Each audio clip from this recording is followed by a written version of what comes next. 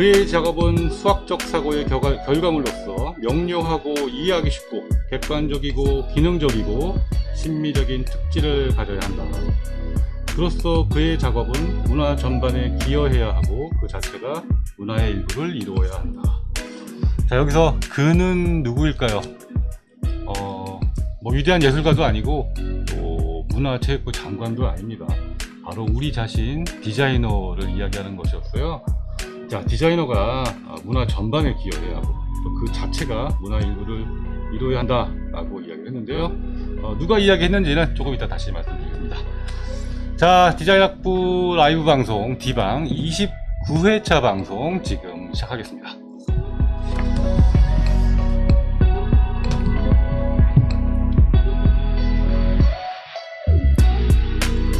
빨리 시작해요.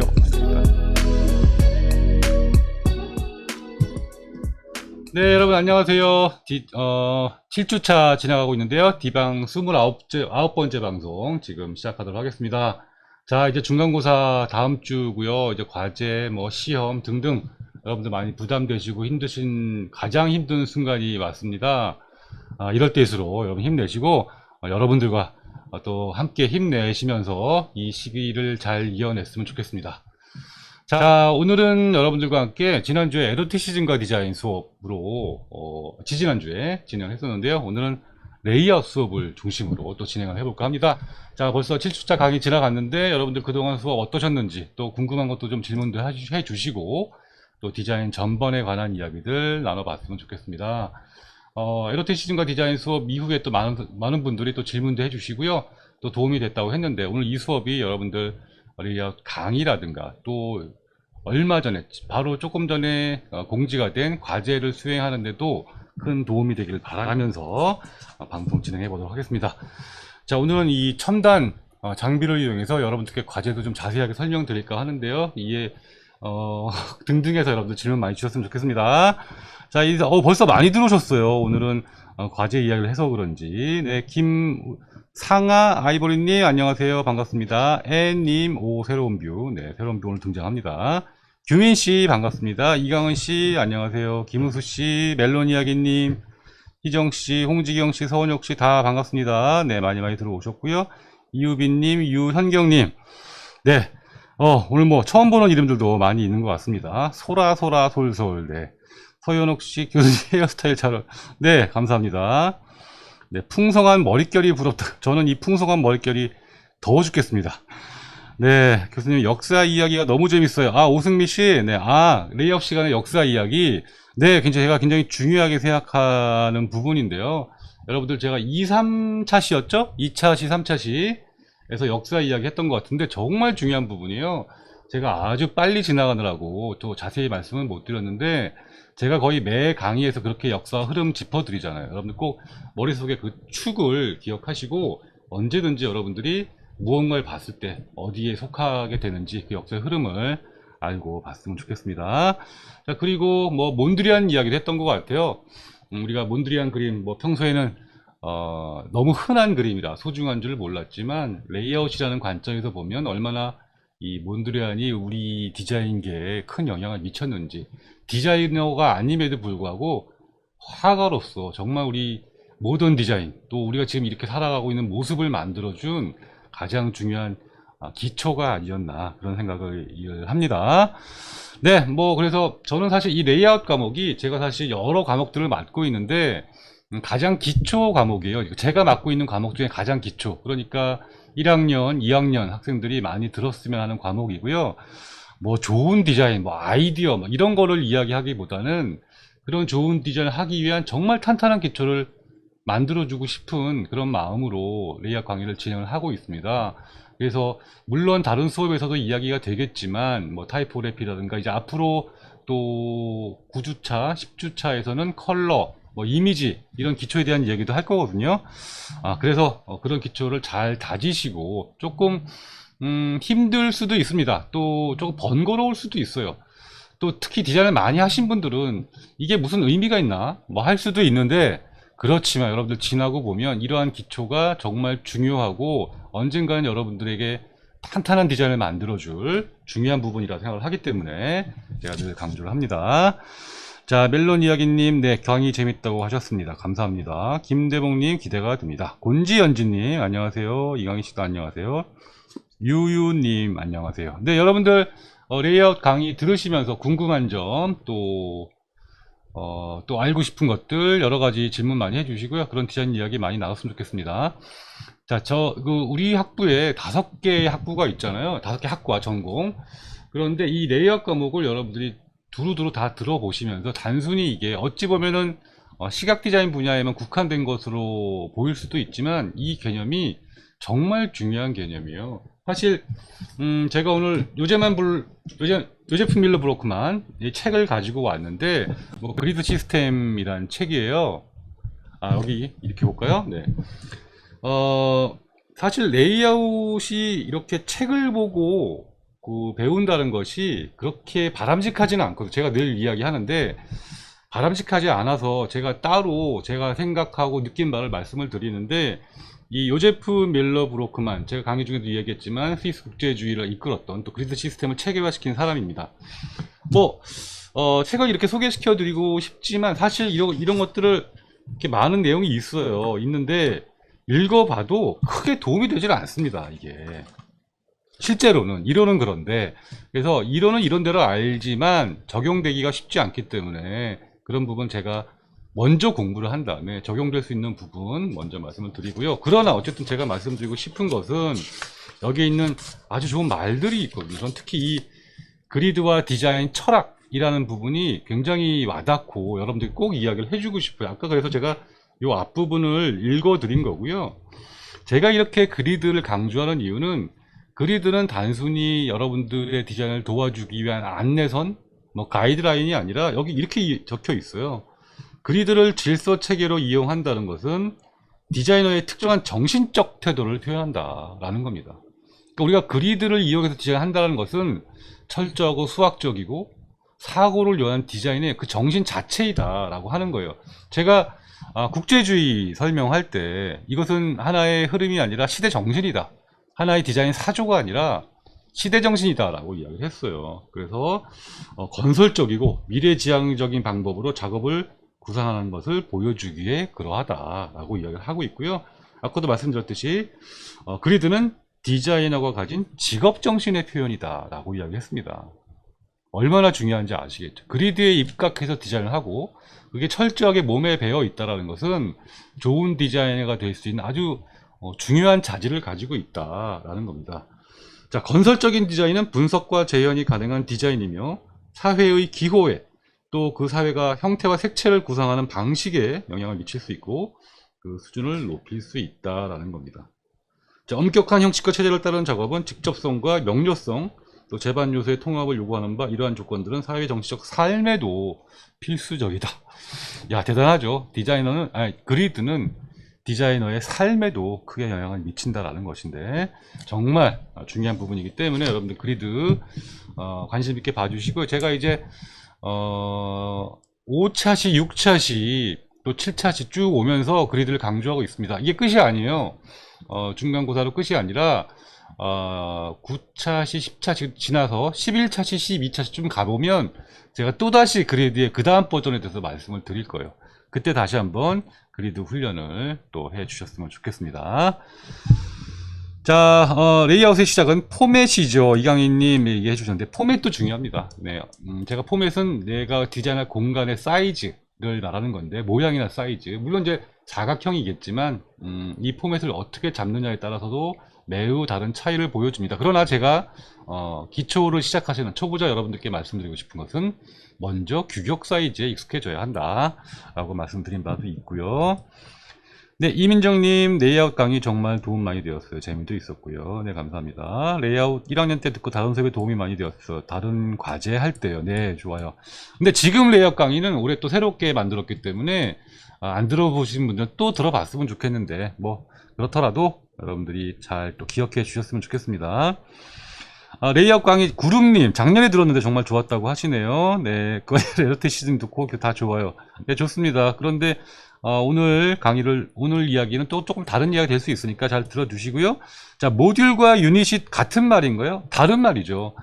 모듈은 우리가 이렇게 모는 종이를 이렇게 만들면 그 전체를 다 모듈이라고 이야기를 해요. 칸을 나눴던 그 선들.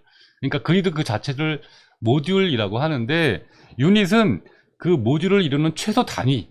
그걸 유닛이라고 얘기를 해요. 모듈을 이루는 최소 단위. 그러니까 유닛이 크기가 클 수도 있고, 작을 수도 있고, 유닛이 4개씩 모여가지고 하나의 모듈을 만들 수도 있고, 뭐 1개씩으로 모듈을 만들 수도 있겠지만 몇 개가 모여서 모듈을 만들 수 있다. 그러니까 유닛은 모듈을 구성하는 최소한의 단위이다. 그렇게 생각해 주시면 돼요. 그러니까 제가 과제 시간에 100개의 칸을 나눠 가지고 뭐 과제를 진행하고 있잖아요. 그때 그 한 칸 한 칸, 그것을 유닛이라고 그러고, 그 유닛이 모여서 만들어낸 여러 가지 모양들이나 반복되는 형태나 면적들, 이걸 이제 모듈 또는 그 전체를 이제 모듈이라고 이야기를 합니다. 네. 네, 이해가셨는지 모르겠습니다. 김미연님, 지금 과제하고 있다고 하십니다. 네, 여러분들 과제 이렇게 내고 나서 몇 분들이 반응을 좀 보이셨어요. 너무, 처음에 굉장히 놀랐다. 일단, 제가 너무 장문의 글을 써놔서 굉장히 어렵고 양이 많은 것처럼 보이지만, 사실 실제로 해보시면 그렇게 어렵지 않을 거예요. 네, 그렇게 어렵지 않을 텐데, 그래도 아직 컴퓨터에 익숙하지 않으신 분들이라든가, 또 여러 가지 툴로, 이 일러스트레이터와 포토샵, 그리고 그것과 파워포인트의 관계를 잘 이해하지 못하시면 조금 힘들 수도 있는데, 그런 이야기도 조금 해보도록 하겠습니다. 네, 정경희님, 네, 반갑습니다. 오랜만입니다. 자, 과제 이야기 좀 해볼까요? 사실 이 중간고사 과제는 여러분들께 아주 기초적인 훈련, 그러니까 손에 익숙하게 만드는 훈련을 하기 위한 것이에요. 조금 양이 많을 수도 있겠지만 이 작업들을 좀 하다 보면 앞으로 다른 작업을 할 때도 매우 익숙해질 것이라 생각을 해요. 그렇기 때문에 잘 모르시는 분들도 좀 해봤으면 좋겠고, 저는 조금 걱정인 게 일러스트레이터를 잘 못 다룰까봐 걱정인데, 그것까지 제가 말씀드릴 수는 없잖아요. 그러니까 다른 수업을 통해서든 또 본인이 스스로 익히시든 간에 그 툴만큼은 좀 잘 익혀 주셔야 되고, 그러면서 이 기회에 그 툴에도 익숙해지는 그런 기회도 됐으면 좋겠습니다. 제가 원하는 바로 그런 거예요. 자, 김미정님, 교수님 과제 시에 총 6개의 종류를 말씀하셨는데 일러스트레이터에서 크게 만든 후 축소해서 PPT에 첨부해도 되나요? 네, 맞습니다. 네, 그렇게 하셔도 되고요. 사실 PPT에 제가 6개의 작품을 각 주제당 얹으라고 했는데, 방식은 어떠해도 상관이 없어요. 예를 들면, 자, 이렇게 해서 한 페이지에 6개를 넣으라고 했잖아요. 주제당.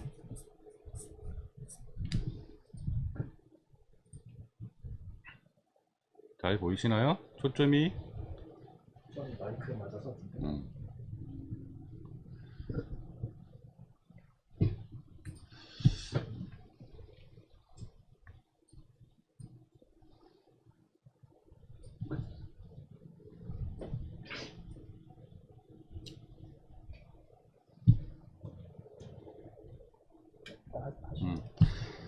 일러스트레이터에서 6개를 이렇게 그렸잖아요. 6개. 이렇게 딱딱딱딱 만들어 놓은 다음에 이거를 하나씩 가져와도 되고, 한 판을 만들어서 한 판을 고스란히 이렇게 한꺼번에 와서 얹어도 됩니다. 이렇게. 그리고 이 바탕이 블랙이잖아요. 블랙인데 여기서 라인을 흰색으로 만들어서 그냥 가져와서 검은 바탕에 흰색 라인으로 보여도 좋고, 흰색 바탕에 검은색 선으로 만든 다음에 그대로 얹어서 흰색 바탕이 있는 상태로 넣어도 좋고, 뭐 그런 거는 자유롭게 넣으시면 돼요. 어쨌든 6개의 작품이 보이면 되는 겁니다. 네. 이렇게 해서 계속해서 이런 게 이제 4장이 있는 거죠. 4가지를 제가 말씀드렸으니까 4개가 있는 거고, 일러스트레이터에서 제가 100개를 말씀드렸는데 10칸 10칸 쭉 10칸 쭉 10칸 했잖아요. 이거를 잘 못 그리겠다라는 사람도 계셨어요. 이 자체를. 그것까지 제가 말씀을 드릴 수는 없는데 여러 가지 방법들이 있습니다. 하나하나 선을 넣는 방법도 있고, 또 표 그리기 기능을 이용하는 방법도 있고, 또 그리드 그리기 이용하는 방법 이용하는 것도 있는데, 그런 것들은 여러분들 좀 알아서 찾아서 잘 해주셨으면 좋겠고. 자, 어린 왕자가 생각이 난다고요? 네. 김미연님, 어린 왕자가 왜 생각나지? 아, 제가 어린 왕자 같나요? 그런 건 아니겠죠. 자, 이민정님, 저 작년에 캘린더였는데 올해는 바뀌었네. 네, 올해는 그리드 실습으로 바뀌었습니다. 이강희님도 마찬가지고요. 자, 그래서 한번 쭉 훑어보겠습니다. 첫 번째 과제부터. 자, 모듈 그리드 실습 1인데 100개의 모듈을 자유롭게 구성하라고 했죠. 자, 100개가 예를 들면 저는 이렇게 5개만 나눠볼게요. 자, 1번 과제는 이거를 그냥 자유롭게 나누면 돼요. 그러니까 나는 이걸 이렇게 나누고, 이렇게 나누고, 이렇게 나누고, 이렇게 나누겠다. 이렇게. 자유롭게. 그러면, 뭐, 요 부분은 지워야겠죠? 요 부분이 지워지고, 이렇게.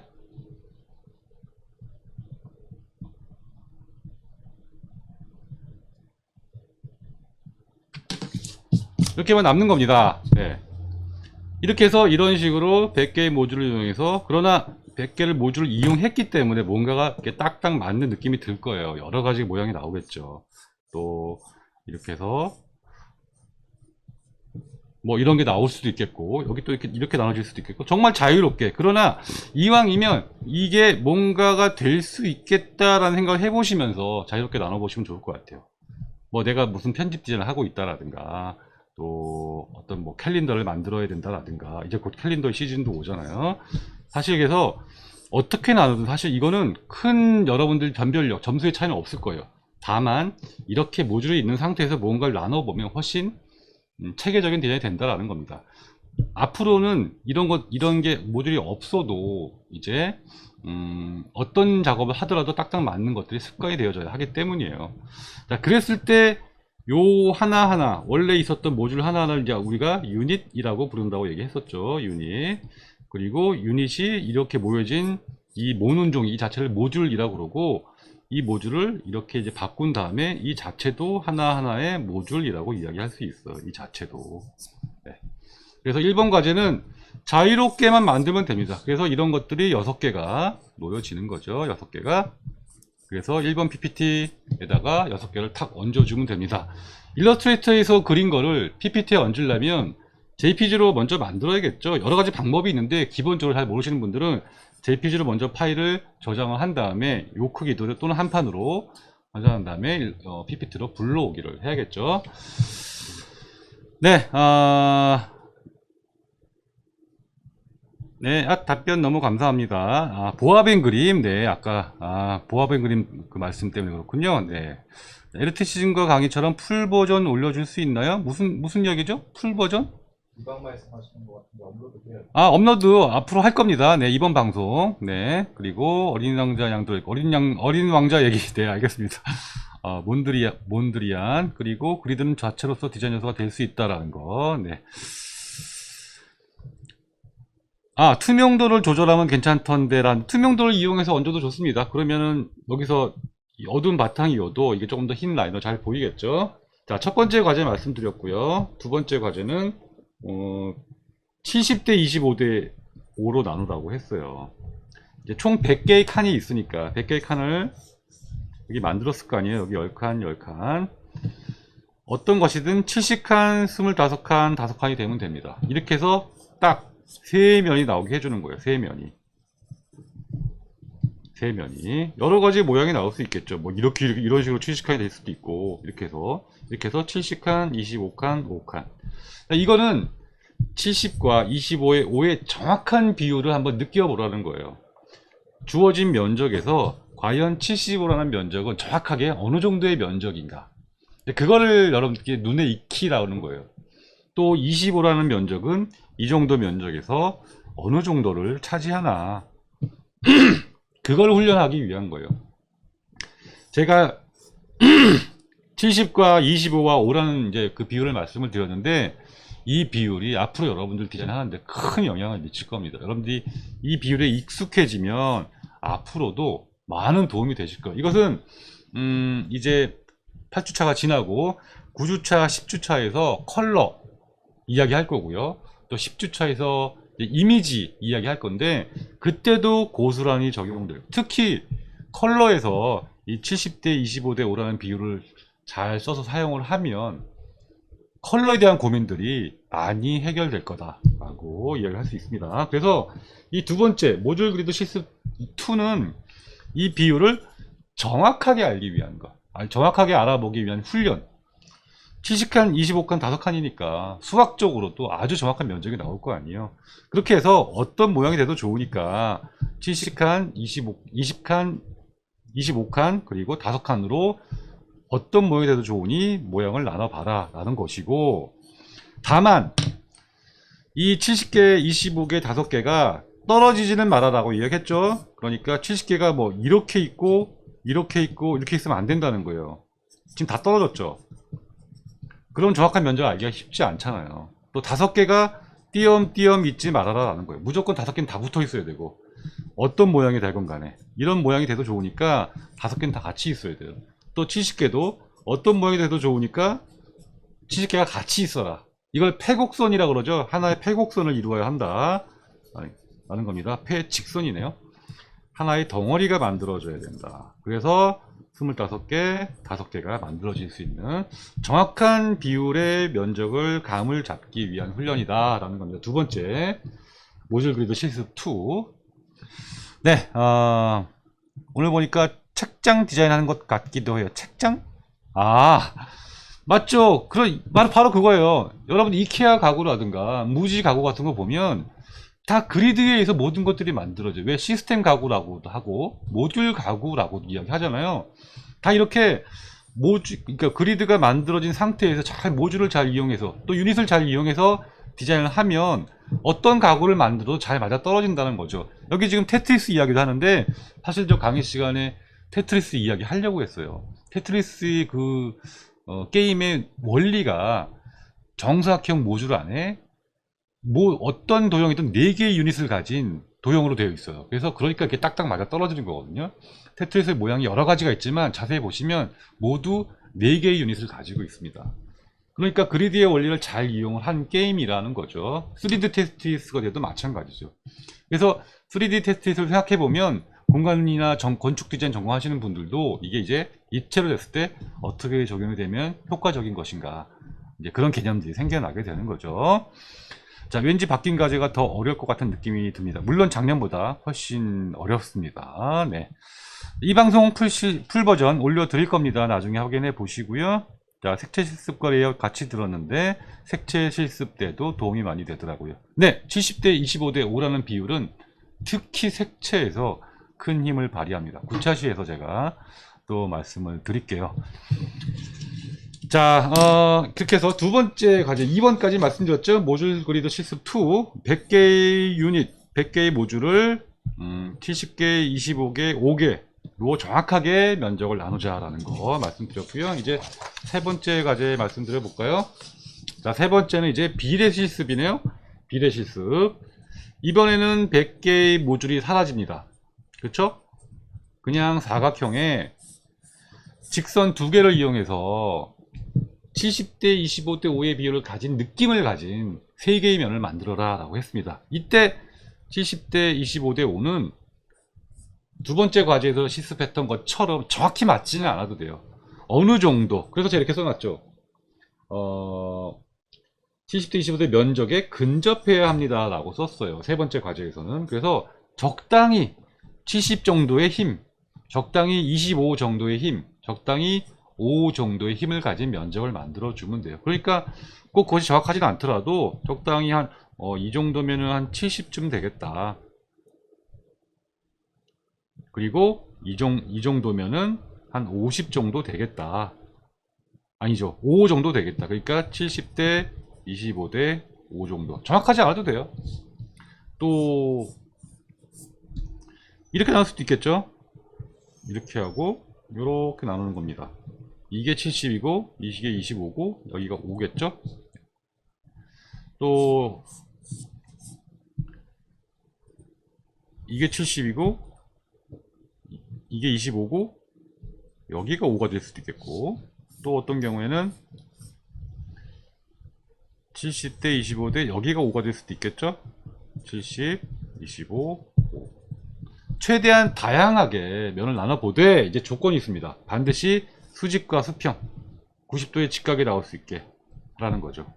그래서 이번에는 뭐 세로로 또 이렇게 나눠볼 수도 있고 이렇게 나눌 수도 있겠죠. 그러면 이게 70, 25, 5 이렇게 되게 해보자 라는 겁니다. 아시겠죠? 이렇게 해서 세 번째 과제도 한 페이지에 이런 식으로 6가지를 넣어주는 겁니다. 뭐 크기는 크게 상관은 없지만 최대한 크게 넣어주세요. 제가 어떻게 했는지 알아볼 수는 있어야 되니까. 여기 이름과 제목 들어가는 거 알고 계시죠? 제가 첨부로 올려드린 템플릿 파일을 잘 참고하셨으면 좋겠습니다. 여러 개를 해보시고 그 중에 제일 마음에 드는 거 6개를 골라서 넣어주시면 됩니다. 넣을 때는 JPG로 만들어서 따로따로 넣어도 좋고 한 장의 파일에 만들어서 한 번에 얹어도 좋다 라고 이야기했습니다. 그래서 자, 세 번째 과제 비례실습 1이었고요. 네 번째 과제 비례실습 2.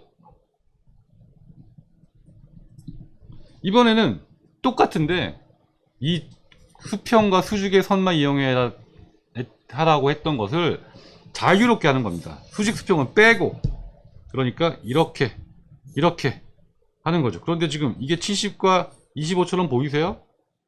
안 보이죠? 이게 한 뭐 40대 40 정도로 보여요. 그리고 이게 한 20 정도로 보이고, 그러면 안 되겠죠.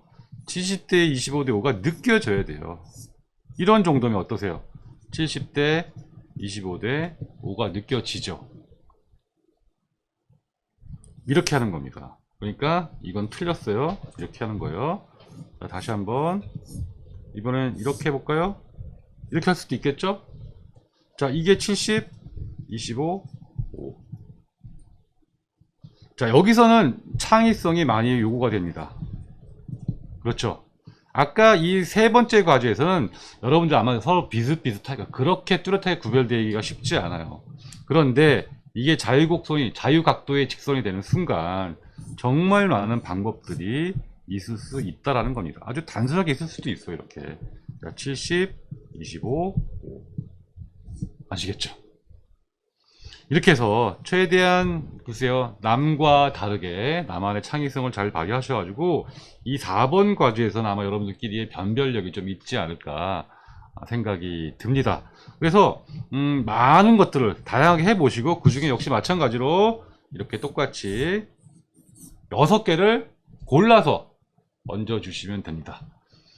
자, 그릴 때는 아까도 말씀드렸지만 일러스트레이터에서 그려도 되고 물론 뭐 포토샵에서 그려도 돼요. 그런데 어쨌든 내가 편한 방법. 그런데 이런 작업을 할 때는 모듈과 그리드 작업을 할 때는 반드시 일러스트레이터를 사용해야 돼요. 그렇기 때문에 여러분들 제가 좀 강제 아닌 강제인데 이 기회에 일러스트레이터도 잘 써보시고 반드시 일러스트레이터 작업을 해서 그거를 JPG로 내보내서 그리고 그것을 PPT에 얻는 그런 과정까지도 한번 해보셨으면 좋겠습니다.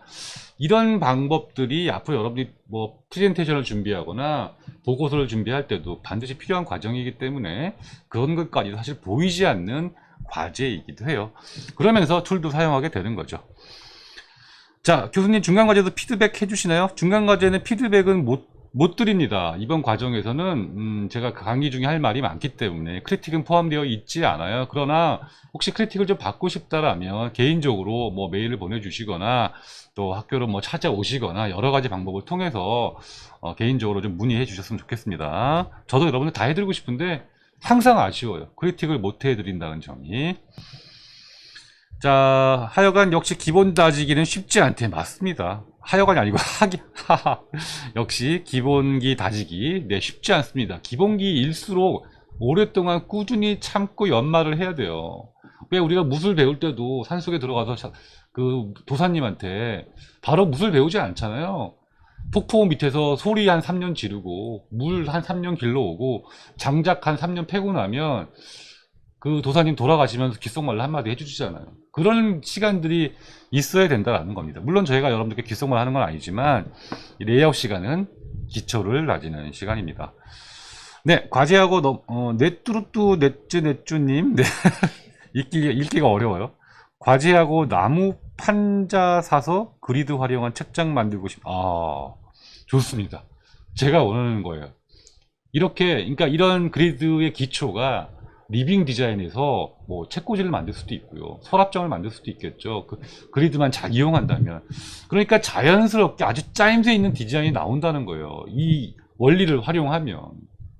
그리고 70대 25대 5의 비율로 뭔가 서랍의 크기나 장의 크기, 문의 위치를 조절할 수도 있다는 거죠. 그러면 자연스럽게 뭔가 몬드리안 그림 같은 비율을 가진 작품이 나온다는 거예요. 제가 아주 굉장히 중요한 걸 알려드린 겁니다. 일러 사용 방법부터 알아야겠네요. 맞습니다. 일러스트레이터로부터 잘 써야 돼요. 기초의 기초의 기초인 거죠. 그러니까 일러스트레이터도 이번 게 잘 익히셔야 됩니다. 오, 진짜 과제가 기초 탄탄 다지기네요. 네네. 창의성 너무 어려워요. 어렵습니다. 저도 어려워요. 소라 솔솔님, 과제 공지 보고는 어려울 것 같다고 생각했는데 설명 들으니까 너무 재밌을 것 같아요. 네, 재밌게 해 주셨으면 좋겠습니다.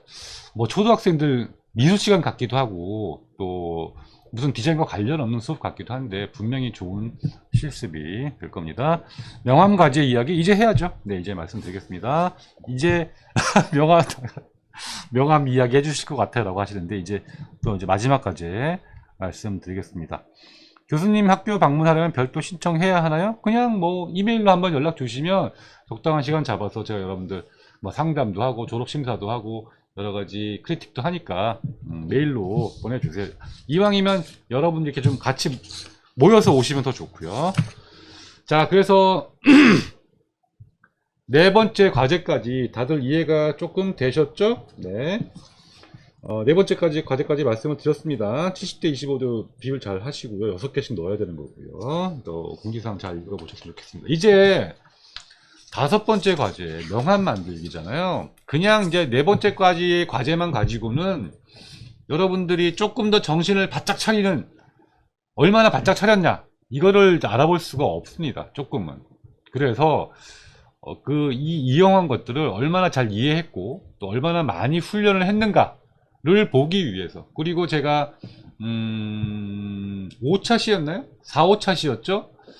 타이포그래피, 서체, 문자에 대해서 말씀을 드렸는데 그 내용도 얼마나 잘 이해를 했나, 숙지를 했나를 살펴보기 위해서 이제 명함 과제를 낸 거예요. 그런데 제가 그때 강의 때도 명함을 이야기를 했는데 그냥 평범한 명함, 우리가 늘 보는 뭐 직책 있고 이름 들어가고 주소 있고 전화번호, 뭐 팩스, 이메일, 그냥 단순히 이렇게만 하는 명함이 아니라 제가 수업 시간에 이야기했던 서체 패밀리 그리고 그리드 이런 것들을 잘 활용해서 조금 더 창의적인, 조금 더 실험적인, 좋습니다. 실험적인 이런 디자인 좀 해봤으면 좋겠어요. 창의적인. 여러분들이 창의적 이러면 되게 부담 가질 수 있습니다. 창의적이란 말을 할 때. 좀 부담 가질 수 있는데 그 사실은 별거 아니에요. 조금만 특이하면 됩니다. 조금만 기존의 틀을 벗어나면 돼요. 자, 그래서 뭔가 이 안에서 70과 25와 5의 느낌이 좀 느껴지는 그런 거였으면 좋겠어요. 이 안에서. 예를 들면 나는 이름을 한 크게 70대 정도 퍼센트 정도로 쓰고 싶다. 이렇게. 그리고 뭔가 다른 정보는 25 정도의 비율로 쓰고 싶고 또 뭔가를 5 정도로 쓰고 싶다. 이렇게 해보는 거죠. 그럼 이 안에서 70대 25대 5의 비율이 느껴지잖아요. 자, 여기에 어떤 그리드가 어떻게 쳐져 있는지는 이제 그 다음에 반드시 느껴져야 될 부분이기도 하죠. 자, 그리고 아까 훈련한 뭔가 그리드를, 자, 우리가 이런 그리드를 뭐 연습을 했어요. 예를 들면 그러면 여기에 맞춰서 뭔가를 넣고 여기에 맞춰서 뭔가를 넣고 여기에 맞춰서 뭔가를 넣는 거예요. 여기에 어떤 글씨가 이렇게 들어가고 또 여기에 어떤 글씨가 들어가고 여기에 어떤 글씨가 이렇게 자간 행간을 띄워서 들어가고 여기는 이렇게 비워두는 거죠. 그러면 이런 과제와 이런 과제는 충분히 달라질 수 있잖아요. 이럴 때 이것을 창의적인 디자인이다 라고 말할 수 있어요. 일단은 기존의 어떤 모습과는 다르니까. 그리고 수업에서 배운 것들을 이용했으니까 그 이야기인 거죠. 그것만 잘 이해하시면 이 명함 과제가 어렵지 않을 겁니다. 제가 생각해도 쉽지 않겠지만 어렵지 않다라고 생각해 주세요. 자, 그리고 좀 더 나가 볼까요? 아까 네 번째 과제에서 자유각도의 직선 얘기했었잖아요. 예를 들어서 이렇게 뭐 면을 나눴어요. 70대 25대 5로. 아직 정확해 보이진 않는데 이 면적을 이용해서 뭔가를 할 수도 있겠죠. 그럼 글씨를 이렇게 쓴다라든가, 그렇죠? 또 여기는 이렇게 쓰고 여기는 이렇게 쓰고, 그리드를 면적을 활용해서 명함을 만든 거죠. 자, 수업에는 말씀을 안 드렸는데 이 명함 할 때 그리드가 드러나도 좋고 없어도 상관없습니다. 그리드를 여기다가 표현해도 좋아요. 살짝 아주 가느다란 선으로 표현하고 거기에 맞춰서 글씨를 넣어도 좋고요. 그리드가 없어도 좋습니다. 안 보여도 좋습니다. 그러니까 그리드 자체를 디자인의 요소로 활용할 수도 있고 활용하지 않을 수도 있다는 것을 이번 기회에 또 해보셨으면 좋겠습니다. 그러니까 그리드가 표현되어도 좋고 표현되지 않아도 좋다. 그리고 그리드를 아주 세밀하게 나누어서 해도 좋고, 세밀하게 나눈 것은 여러분 머릿속에 넣어두고 거기를 굵게 다시 내가 끊어서 사용을 해도 좋다. 네, 그리드를 디자인의 좋은 방법으로 이용해 주셨으면 좋겠습니다. 자, 그래서 명함이라고 하는 것은 사실 어떤 일을 하기 위한 아주 작은 동기부여일 뿐이에요. 제가 여러분들께 당장 나가서 나눠줄 명함을 만들으라는 것이 아니라, 일단 명함이라는 구체적인 소지를 드릴 테니 명함에 들어갈 수 있는 여러 가지 정보들이 있잖아요. 누구나 그 정보는 갖고 있으니까 그걸 가지고 그리드를 실습해봐라. 또 타이포그래피 제가 말씀드린 것을 실습해봐라 라는 겁니다. 제가 뭐 패밀리 이야기하면서 글자를 띄어쓰기 없이 구별할 수도 있다라고 이야기했고, 복잡한 정보를 패밀리를 이용해서 다양하게 구성할 수도 있다라고 했습니다. 그리고 패밀리를 이용하는 가장 중요한 이유는 서체 수를 줄이기 위한 거예요. 다양하고 복잡한 정보를 한 가지 서체로도 충분히 구별할 수 있다라고 이야기했죠. 그랬을 때 패밀리에 대해서 얼마나 잘 이해하고 그것을 사용했는가, 그걸 보기 위한 것이지 뭐 명함 자체를 잘 디자인해가지고 나가서 비즈니스를 해라 이런 것은 아니니까 명함은 단지 도구일 뿐이다 라고 생각해 주셨으면 좋겠습니다. 자, 명함 과제 이야기하고 있는데요. 자, 디자인 관련 프로그램 미리 숙지하고 수강할 걸 그랬나봐요. 네, 그렇지만 이런 과목은 그 프로그램을 배워가면서 하는 거예요. 저도 대학교 다닐 때 이런 수업 들으면서 이런 과제를 하면서 그 툴이 늘거든요. 따로 이걸 뭐 하려고 그러면 잘 안 돼요. 그리고 좀만 하다 귀찮으면 뭐 전화 받고 뭐 TV 보고 넷플릭스 보다가 또 관두고 이렇게 되거든요. 그런데 과제가 떨어지면 어쨌든 해야 되니까 이때 툴이 쭉 늘게 됩니다. 뭐 밤을 새서라도 하게 되고, 마감 시간 다가오면 어쨌든 하게 되잖아요. 또 유튜브든 뭐 책을 보든 누구한테 물어보든 과제가 있고 마감 시간이 있어야 내가 없는 시간 쪼개서라도 툴을 익히게 된다라는 겁니다. 그래서 툴을 못 배운 것을 후회하거나 뭐 잘못했다라는 그런 것이 아니라 툴 훈련까지도 이 수업의 과정인 거예요. 툴을 익히는 것까지. 그래서 제가 여러분께 툴을 이런 식으로 배워 나가라. 그러니까 지금 드린 과제는 아주 기본적인 일러스트레이터의 기능을 이해하는 그런 학습도 포함되어 있다라는 겁니다. 사실 모듈 100개를 그려놓고 그걸 나눠가지고 하나를 만드는 그 자체가 어렵거든요. 저도 알아요. 그러니까 그것도 익히셔야 됩니다. 정 모르겠으면 일러스트레이터 수업을 참고하시거나 가까운 사람에게 물어보시거나 밤을 새서라도 따로 익히셔야 됩니다. 그것까지도 이번 과제에 포함되어 있는 거예요. 자, 유유님, 교수님이 예시로 보여주셨던 명함도 굉장히 충격적일 만큼 창의적이라고 생각했어요. 아, 그렇군요. 그거 보세요. 저 창의적이라는 게 별거 아니잖아요. 제가 수업 시간에 말씀드린 기본적인 개념 몇 가지만 이용해도 여러분들 이렇게 말할 정도로 충격적인 작품이 나왔다고 말씀하시잖아요. 사실 저는 제가 수업 시간에 말씀드린 몇 가지를 적용했을 뿐인데, 자, 여러분들 디자인의 사고라는 것은 알고 있는 것들을 뭐 대단한 것을 만드는 것이 창의적인 것이 아니에요. 우리가 배운 거를 잘 응용하는 거. 그것만으로도 좋은 창의력의 시작이고, 뭐 무에서 유를 창조한다 이런 부담 가질 필요 없습니다. 네, 김신님, 네, 저도요 하셨는데요. 네, 동의하시는가 봅니다. 네, 맞아요. 명함 진짜 인상적이었어요. 아, 그래요? 저는, 제가 볼 때는, 많이 참은 건데, 훨씬 더 혁신적인 명함 많이 만들 수 있거든요. 그게 제가 대단해서가 아니라, 이런 기본적인 걸 알고 있기 때문이고, 많은 경험이 있기 때문이에요. 여러분들, 레이아웃 강의가 끝날 때쯤이면, 여러분들도 그런 명함들 순식간에 몇 개씩 만들 수 있는, 좋은 디자이너가 되기를 바랍니다. 그리고 계속 이야기하지만 이것은 시각 디자인 국한된 문제가 아니라 공간 디자인 또 제품 디자인 마찬가지입니다. 아까 좋은 의견 주셨잖아요. 이런 이론을 바탕으로 책장을 만들거나 뭐 서랍장을 만들거나 공간을 기획한다든가 뭐 전시장을 디자인한다든가 할 수 있는 거잖아요. 네, 좋습니다. 자, 명함에 사용하는 색은 검은색 한 가지로만 사용하는 거. 자, 색깔 얘기 다시 한번 하겠습니다. 오로지 검은색과 흰색만 사용합니다. 자, 제가 여기서 색을 넣지 말라고 하는 이유는 오로지 기초에 충실하기 위해서예요. 색이 들어가기 시작하면 너무너무 복잡해집니다. 선택의 여지가 많아져요. 그리고 색에 현혹이 되어져서 이 그리드 자체에 신경을 쓸 수가 없어요. 그래서 아까도 말씀드렸지만, 자, 여기 붙여주세요. 다시 1, 2, 3, 4 과제를 한번 돌아가 볼게요. 면을 이렇게 나눴어요. 그런데 자, 면을 이렇게 나눴는데 여기다가 굳이 색을 이렇게 채울 필요 없습니다.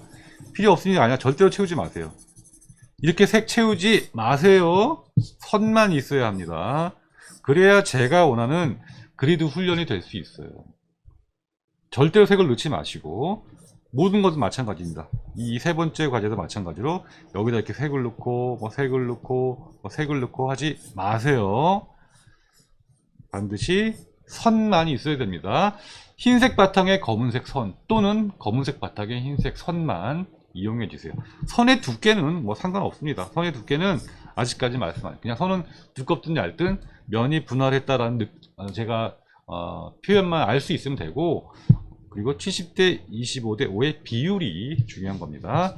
1, 2, 3, 4 과제 색 쓰지 말아라 라는 이야기고, 마지막 명함 마찬가지로 색 쓰지 않습니다. 반드시 흰색 바탕에 검은색 글씨여야 하고요. 그러나 검은색 글씨가 한 가지 색이지만 패밀리를 이용하면 절대로 한 가지 색으로 보이지 않아요.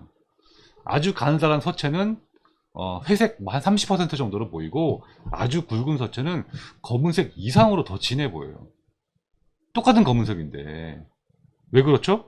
굵기가 다르고 면적이 다르니까, 간격이 다르니까 서로 간섭하는 효과가 일어나서 다른 색으로 보여요. 심지어 농도가 있는 것처럼 보여요.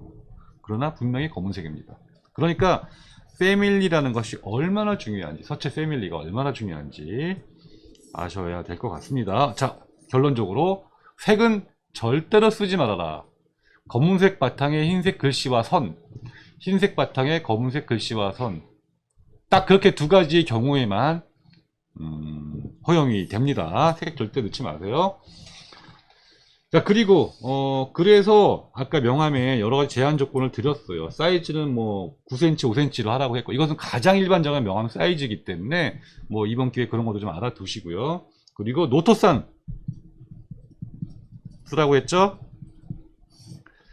매우 중요한 서체입니다. 노토. 이번 기회에 노토도 꼭 알아두세요. 그리고 이번 기회에 구글 폰트에서 다운받아서 여러분 컴퓨터에 노토산이 반드시 들어가게 하라는 겁니다.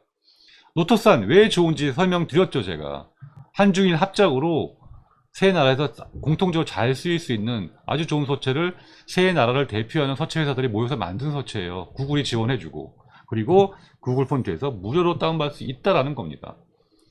다양하게 쓸 수 있고, 예를 들어서 공공 디자인에 우리가 영문도 써야 되고 일본어도 써야 되고 중국어도 써야 되잖아요. 그런데 제가 예전에 랜선 답사 갔을 때도 그런 얘기 했었는데, 외국어 표기가 한글하고 영문하고 잘 안 어울릴 때가 굉장히 많아요.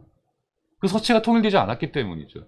노토사는 그걸 해결해 줄 수 있는 서체이다. 뭐 여러분이 당장 그런 공공 디자인 사이트를 할 일은 없겠지만 앞으로 분명히 쓰이게 될 거고, 어쨌든 좋은 퀄리티로 만들어진 서체이기 때문에 무료로 이 정도 수준의 서체를 쓸 수 있다는 것도 굉장히 감사한 일이에요. 우리가 마치 산돌 서체를 쓰는 것과 마찬가지 이유입니다.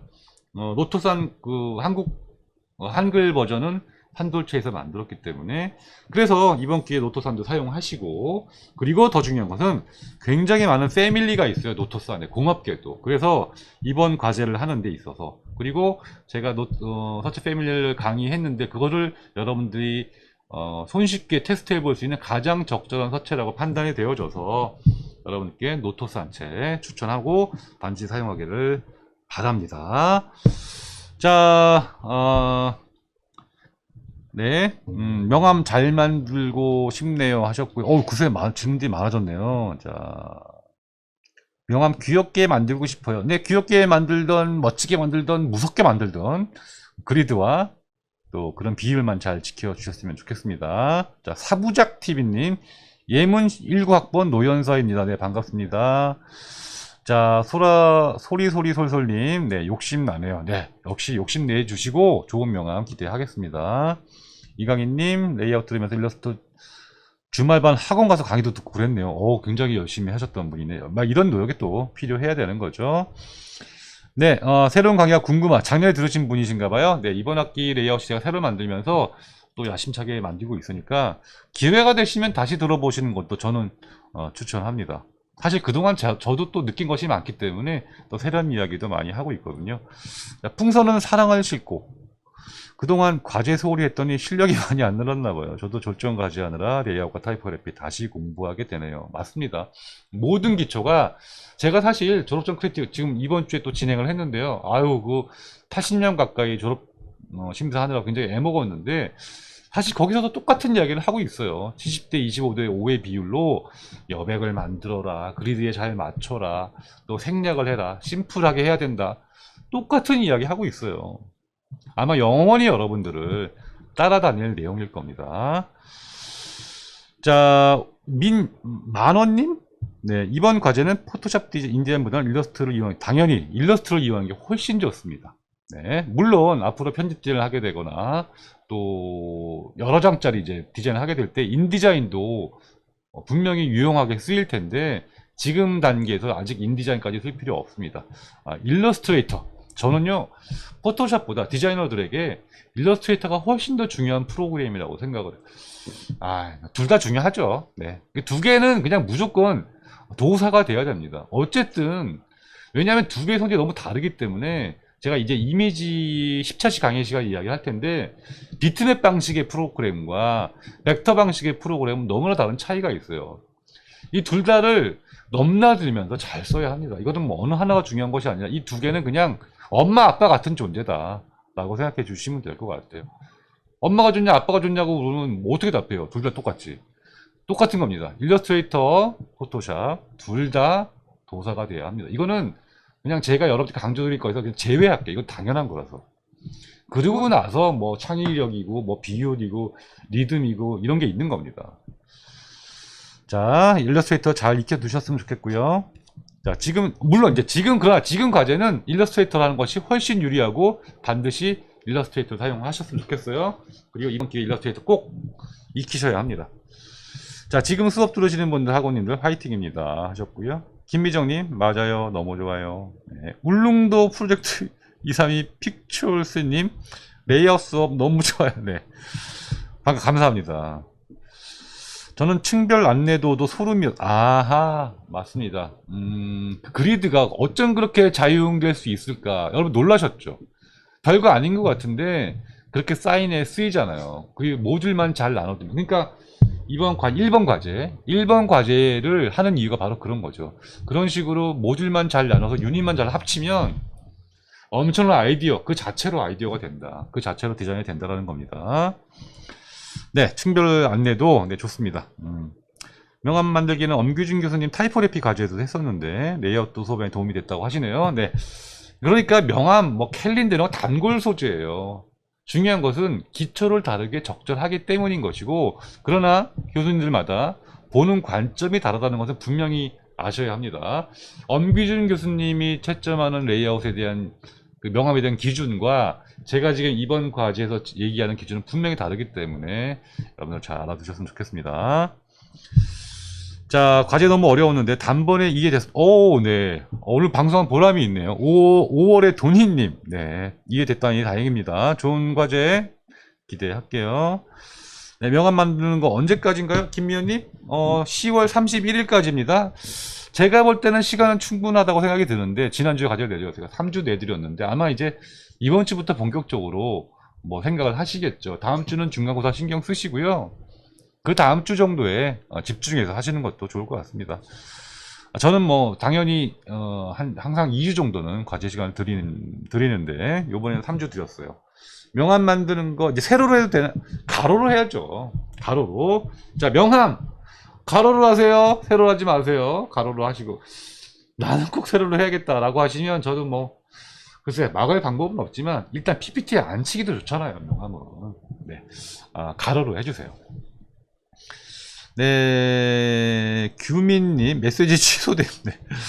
10월 31일 맞습니다. 네, 성민님 이번에 레이아웃 강의 들었는데 작년이랑 다른 것 같아요. 네, 다릅니다. 네, 저도 그 작년 강의는 사실 작년에 만든 게 아니라 3년 전에 만든 거니까 훨씬 더 오래됐죠, 사실. 그러니까 그때랑 지금이랑 또 다른 이야기를 제가 좀 하고 있습니다. 과제도 좀 달라졌고요.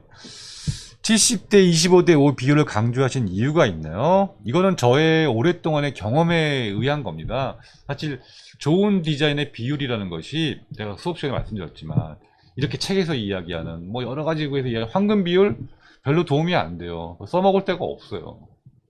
이론은 많고 뭐 여러 가지 사례도 많고 막 억지로 갖다 붙인 것도 굉장히 많아요. 아무리 봐도 도저히 이해를 못하겠어요. 이걸 어떻게 쓰라는 건지. 그리고 강의 중에 여러분들께 소개시켜드리고 싶어도 아무런 쓸모가 없다라는 거. 저는 그걸 깨닫고 훨씬 더 유용한 비율을 말씀드리는 것이고, 오히려 이런 비율을 가지고 어떤 좋은 건축물, 또 좋은 제품, 또 좋은 웹 디자인, 좋은 그래픽들을 보면 이러한 원칙들이 잘 지켜져 있다는 걸 아실 수 있을 거고, 또 손쉽게 나도 좋은 비율을 가진 디자인을 할 수 있을 것이다. 제가 장담하고 말씀을 드립니다. 그래서 70대 25대 5라는 비율 잘 기억해 두시고요. 앞으로 컬러 이미지 이제 강의하면서 그 비율의 유용성을 조금 더 말씀드리도록 하겠습니다. 자, 유유님 이제 그 답해 드렸고요. 넷뚜루뚜루뚜 넷쯔 이거 아이디 좀 쉬운 걸로 바꾸시면 안 될까요? 읽기가 너무 어려워요. 네, 도사 네 맞는 말이긴 하네요. 네, 맞습니다. 네. 장질리님 계절학기 있을까요? 레이업 강의 계절학기 제가 알기로 있는데 이번에는 어떻게 될지 모르겠습니다. 이제 커리큘럼이 조금 바뀌어가지고요. 아마도 겨울 계절에 있으리라 생각합니다. 그런데 뭐 저는 그렇게 계절학기를 추천하지는 않아요. 너무 강의 일정이 타이트하기 때문에 사실 추천하지는 않는데 뭐 본인의 학업 계획이 그러하다면 계절학기도 잘 이용해 보셨으면 좋겠습니다. 네, 레이아웃 꼭 들을게 하셨고요. 장준리님 다시 듣고 싶어요 하셨습니다. 정현희님 황금 비율이 인간이 느끼기 가장 아름답고 안정적이라고 생각돼서 무의식적으로 찾는다는 걸 읽은 적이 있어요 라고 하셨습니다. 네, 뭐 자연에도 존재하고 무의식적으로 찾는다고 하는데 이게 과연 내가 디자인을 할 때 어떻게 써먹느냐의 문제이기 때문에 그런 거예요. 네, 이론적으로는 완벽합니다. 어쨌든 그리고 인간이 참 대단한 것 같아요. 그런 비율을 찾아냈다는 거다. 그 자체가 제가 뭐 말씀드렸잖아요. 또 황금 비율 작도법을 알아냈다고. 그거는 정말 위대한 수학자들의 어떤 노력의 결과이기도 하죠. 그리고 피보나치 수열 같은 거 너무 놀랍지 않으세요? 저는 마치 그 이미테이션 게임에 나오는 그 천재 수학자들의 이야기를 보는 듯한데, 그런데 so what입니다. 그걸 가지고 뭘 할 거냐, 이제 그게 중요한 거죠. 그러기에는 아직은 좀 거리가 있는 것 같다, 그런 생각입니다. 자, 김미연님, 몬드리안에 대해서 많이 알게 됐어요. 네, 몬드리안에서 알게 되는 거 굉장히 중요합니다. 단지 우리가 알고 있는 그 격자에 그 색깔 들어가 있고 그 그림이 중요한 것이 아니라 그 그림이 나오기까지의 과정, 그리고 몬드리안이 살았던 그 시대, 그리고 더 충격적인 것은 철학이라는 거죠. 몬드리안의 그림은 예술, 뭐 페인팅, 회화 이런 것이 아니에요. 철학이고 정신이라는 거. 그 철학과 정신에 의해서 모던 디자인이 탄생했다라는 그 이야기를 해주고 싶은 거고, 여러분들의 디자인 기초에도 그런 것이 있다 또는 있어야 한다를 강조하고 싶은 겁니다. 자, 명함 가로로 저도 만들어 볼게요. 네, 가로로 반드시 해주셨으면 좋겠습니다. 정말 과제가 어려워졌네요 라고 하시지만 어려워져 보이는 거지 실제로 어려워진 거 아니에요. 그리고 훨씬 더 여러분께 의미 있는 과제가 될 것이다 라는 겁니다.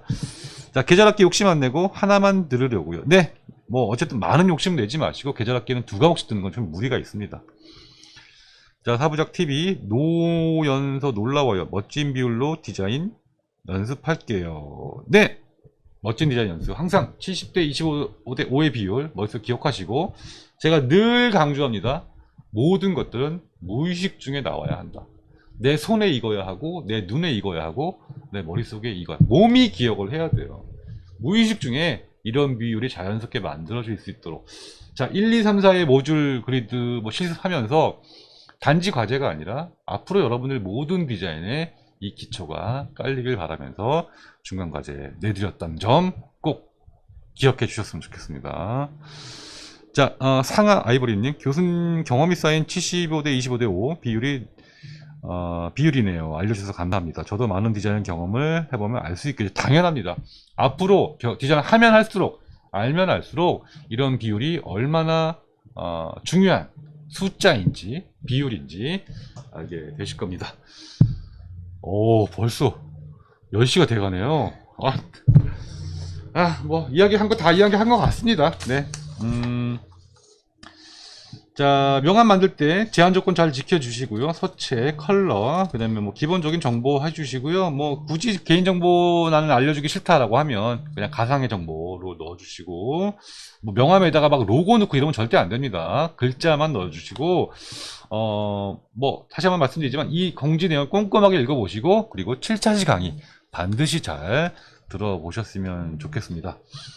자, 평가 기준 제가 써드렸는데요. 잘 읽어보시고, 요 평가 기준에 잘 맞춰, 뭐, 제가 계속 한 이야기예요. 수업 시간의 내용이 잘 반영되었는가라는 것이고, 자, 10월 31일까지고 반드시 파워포인트 5페이지 제가 올려드린 템플릿 파일 참고하셔가지고, 뭐, 똑같이 하시지 않으셔도 돼요. 배경이 좀 바뀌어도 되고, 그 템플릿 자체를 잘 디자인하는 것도 굉장히 중요한 디자이너의 역량이기 때문에, 여기다 써놨지만 과제의 범위를 벗어나지 않는 범위 내에서 템플릿도 여러분들이 자유롭게 디자인해 주셔서 좋습니다.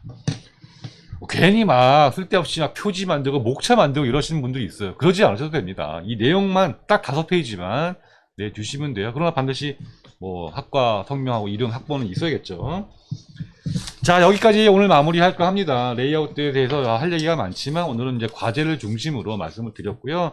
다시 한번 강조드리지만 이것은 아주 철저한 기초를 다지기 위한 과정이다. 저는 이 강의를 끝까지 이제 진행을 하면서 앞으로 남은 강의도 좋은 아이디어를 내고 좋은 디자인을 내는 그런 것에 집착하기보다는 결과보다는 과정, 기초라는 과목에 집중을 해서 말씀을 드릴 테니까 여러분들도 그러한 관점에서 제 이야기를 잘 들어주셨으면 좋겠습니다. 자, 덕홍님, 아쉬워요. 뭐 끝난다는 게 아쉽다는 건가요? 네, 저도 아쉽지만 1시간 했으니까 이제 그만해야죠. 조인성님 감사합니다. 사이다 마신 기분. 좋습니다. 저는 콜라를 더 좋아합니다, 개인적으로. 네, 박경민님, 파워포인트 대신 키노트 써도 될까요? 안 됩니다. 파워포인트로 해주시고요. 키노트로 작업하시면 파일 제출이 안 돼요. 그러니까 반드시 파워포인트로 해주시고, 키노트, 뭐 저도 키노트를 더 좋아하는데 이번만큼은, 과제만큼은 많은 학생들이 동일하게 과제를 받아야 되기 때문에 파일이 제한이 있어요. 그러니까 파워포인트로 해주시고요. 자, 다음 수업 꼭 수고하겠습니다. 네, 감사합니다. 네, 교수님, 네, 감사합니다. 상하 아이보리님, 오늘 저 디방 안 봤으면 큰일 날 뻔했습니다. 네, 어유 좋습니다. 감사합니다. 풍성은 사랑은 실권님, 교수님 실력은 부족하고 과제에 대해서 치여 흰머리가 늘어요. 아유, 어떡하나요. 에어티싱과 디자인도 중간고사 팁 주세요. 네, 아직 중간고사 과제가 에어티싱은 공지가 안 됐기 때문에 그건 나중에 팁 드리고요. 네, 흰머리가 늘더라도 열심히 하시면 분명히 언젠간 그 흰머리가 그 좋은 기초가 돼서 다시 검은 머리로 바뀌리라 생각을 합니다. 자, 뭐 모두 반갑습니다. 유현정님, 홍지경님, 만원님, 그리고 김미연님, 네, 시옷 희읍 이응님 반갑습니다. 김주루님 수고 많았습니다. 감사합니다. 유혜라님 감사합니다. 박인정님 반갑고요. 이재균님도 반갑습니다. 감사합니다. 네, 갈아 만든 배 좋은 내용 감사합니다.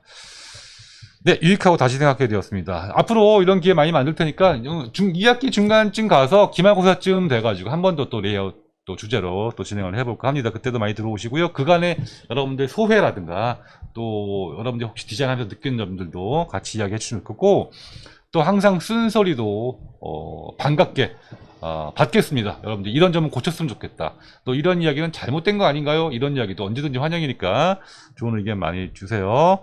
자, 넷뚜루뚜 넷쭈님 정말 도움 많이 되었습니다. 감사. 성민님 감사합니다. 네, 모두 반갑습니다. 자, 이제 마칠까 해요. 또 1시간이 금방 지나갔는데, 자, 다음 주 중간고사 기간입니다. 여러분들 힘드시겠지만 시험 잘 치르시고 또 과제 잘 내시고, 중간고사 기간이 지나고 나면 많이 힘들어하세요. 많이 포기도 하시고요. 그러나 중간고사 못 냈더라도 또 교수님께 잘 얘기해서 어떻게든 끝까지 내주시고요. 또 기말 과제도 있잖아요. 그때 또 만회할 생각도 하시면 훨씬 더 힘이 나실 겁니다. 자, 모두 힘내서 중간고사, 중간과제 잘 마무리하시고, 또 더 돌아오는 2주 후에 새로운 주제로 또 만나 뵙도록 하겠습니다. 자, 오늘 수고해주신 우리 동민 하구님, 스태프들 수고했고요. 참석해주신 여러분 모두 반갑습니다. 자, 2주 후에 만나겠습니다. 여러분 중간고사 잘 치르세요. 안녕.